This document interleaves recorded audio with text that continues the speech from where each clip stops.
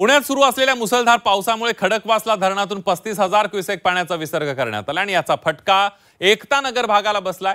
एकता नगर भागामध्ये पुराचं पाणी शिरलंय। इथल्या द्वारका सोसायटीमध्ये पुराचं पाणी शिरल्याचं पाहायला मिळतंय। दरम्यान पुणे महापालिकेकडून मदत केंद्र सुरू करण्यात आलं असून आमदार भीमराव तापकीर परिस्थितीचा आढावा घेत आहेत।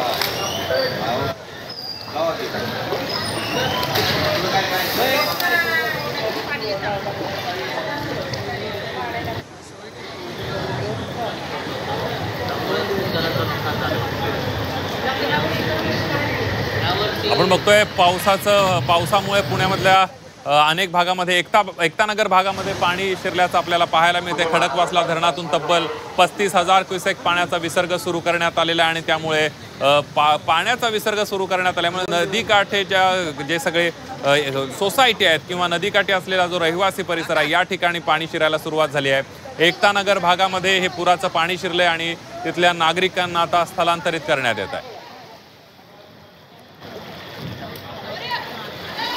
अरे पाणी वाढायला लागलं।